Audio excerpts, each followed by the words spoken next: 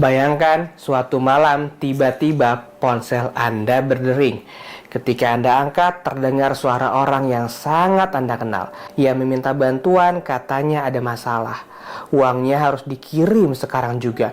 Nada suaranya mirip, cara bicaranya mirip, bahkan mungkin ia menyebut nama panggilan yang hanya diketahui oleh keluarga. Dalam keadaan seperti itu, kita sering merasa tidak punya waktu untuk berpikir. Suara itu terdengar nyata. Masalahnya, sesuatu yang terdengar nyata belum tentu membuat cerita yang benar. Assalamualaikum semuanya, teman-teman. Jauh sebelum manusia mengenal rekaman suara, video, atau teknologi kecerdasan buatan seperti saat ini, Al-Quran telah menceritakan sebuah keluarga yang menghadapi persoalan serupa. Bukan teknologinya yang sama, tapi cara menipunya yang sangat halus dan manusiawi. Ada tangisan, ada cerita yang disusun rapi, dan ada sebuah benda yang sengaja dibawa agar kebohongan terlihat seperti kenyataan.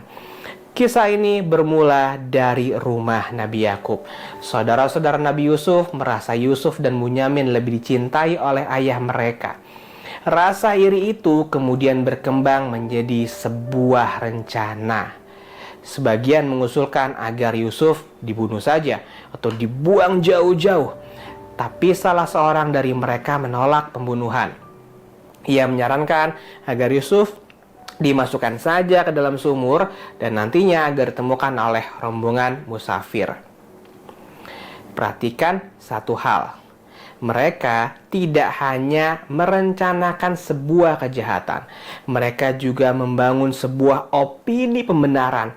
Mereka berharap setelah Yusuf disingkirkan, perhatian ayah mereka akan beralih kepada mereka. Setelah itu, kata mereka, mereka bisa kembali menjadi orang yang baik. Seolah-olah sebuah keburukan boleh dilakukan sekarang selama nanti kita berniat memperbaiki diri. Mereka lalu meminta izin kepada Nabi Yakub untuk membawa Yusuf pergi bermain. Nabi Yakub sebenarnya merasa berat berpisah dengan anaknya. Para saudara Yusuf meyakinkan ayah mereka bahwa mereka adalah kelompok yang kuat. Kalau sampai serigala memakan Yusuf sementara mereka bersama-sama, mereka benar-benar akan menjadi orang yang rugi. Dan pada akhirnya, Yusuf pun pergi bersama mereka. Sesuai rencana, Yusuf dimasukkan ke dalam sumur dan ketika malam datang, para saudara itu kembali ke ayah mereka sambil menangis.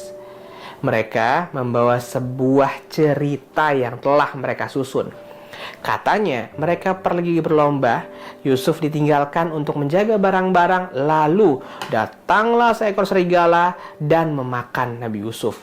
Menariknya, sebelum ayah mereka memberi tanggapan atas cerita yang mereka bawa, mereka sudah mengatakan bahwa ayah mereka mungkin tidak akan percaya dengan apa yang mereka ucapkan meskipun mereka benar. Teman-teman bisa lihat di sini, sebelum sebuah cerita diuji kebenarannya, pendengarnya sudah dibuat merasa bersalah apabila ragu.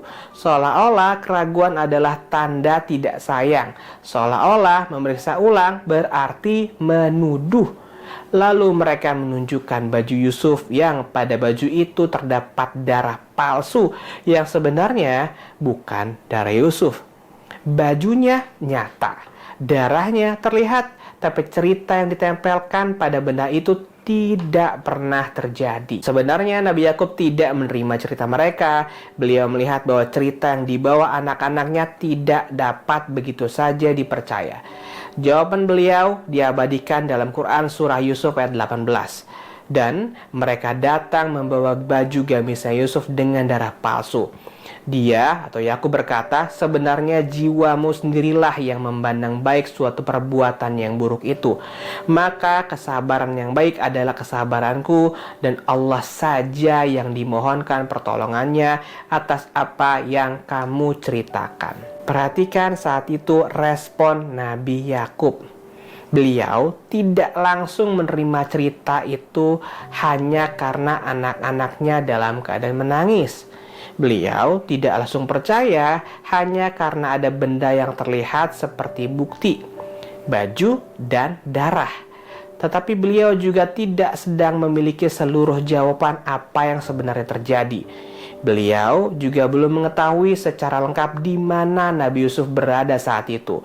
Beliau belum melihat perjalanan yang kelak membawa Yusuf keluar dari sumur menuju Mesir, lalu bertahun-tahun kemudian kembali bertemu dengan keluarganya. Pada malam itu, Nabi Yakub belum memegang seluruh kebenaran yang ada. Namun, beliau tahu bahwa cerita di hadapannya itu bermasalah. Dan kadang-kadang kewaspadaan memang diperlukan. Kita belum tahu apa yang sebenarnya terjadi, tetapi kita cukup jernih untuk tidak menyerahkan keputusan kepada sesuatu yang belum terbukti kebenarannya. Teman-teman, analoginya sederhana. Balik lagi ke contoh paling awal. Tiba-tiba ada telepon masuk, foto profilnya sama. Suaranya yang kita dengar mirip. Tetapi itu belum otomatis membuktikan bahwa informasi yang disampaikan benar adanya. Benda yang nyata dapat ditempatkan dalam sebuah cerita yang palsu. Begitu juga dengan rekaman suara. Kita bisa mendengar suara seseorang lalu merasa bahwa kita sedang berhadapan langsung dengannya. Padahal suara dapat dipotong, ditiru, atau ditempatkan dalam konteks yang berbeda. Video pun sama. Dengan teknologi AI yang ada saat ini, sangat mudah dibuat. Namun kisah Nabi Yakub bukan ajakan untuk mencurigai semua orang. Kalau setiap foto kita anggap palsu, setiap suara yang kita dengar sebagai sebuah penipuan, dan setiap orang kita anggap pembohong, tentunya hidup kita akan menjadi sangat melelahkan. Yang kita butuhkan bukan fobia ketakutan. Yang kita butuhkan adalah jeda. Saat sebuah pesan datang dengan tekanan, sekarang juga. Saat sebuah suara meminta, jangan menghubungi siapapun. Saat sebuah video yang kita lihat tiba-tiba membuat kita langsung marah, mungkin kita perlu berhenti sejenak dan bertanya, apakah bukti ini sesuai dengan seluruh ceritanya? Apakah ada cara lain untuk memeriksa? Apakah saya sedang diminta mengambil sebuah keputusan ketika emosi saya sedang paling mudah dikendalikan oleh orang lain? Ada satu bagian lain dari kisah Nabi Yakub yang tidak boleh kita lewatkan. Kesabaran beliau bukan berarti beliau tidak sedih.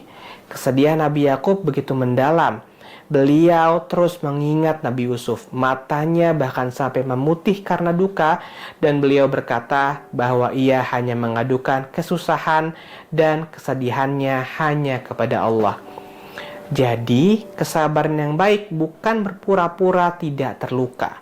Bukan pula memaksa diri terlihat tenang.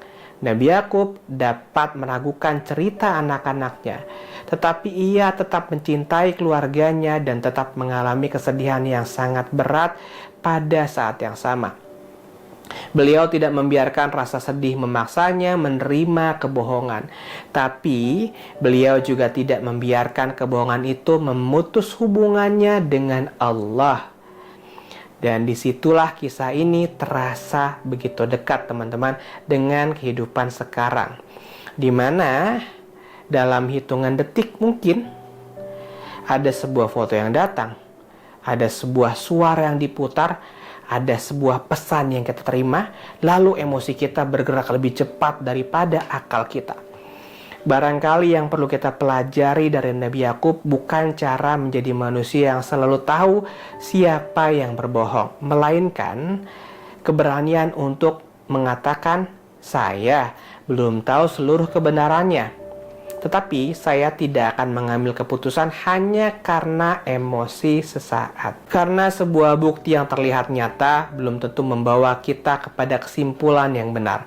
Kadang-kadang seperti baju Yusuf, bendanya memang ada, tetapi cerita yang dibawanya palsu. Semoga kisah ini membuat kita sedikit lebih tenang sebelum percaya akan suatu berita.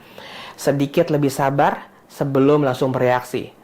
Sedikit lebih jujur ketika menyampaikan sesuatu kepada orang lain. Terima kasih sudah menonton video ini dari awal sampai akhir. Jangan lupa like, bagikan, dan subscribe channel ini. Insya Allah kita ketemu lagi dengan video-video lainnya. Assalamualaikum warahmatullahi wabarakatuh.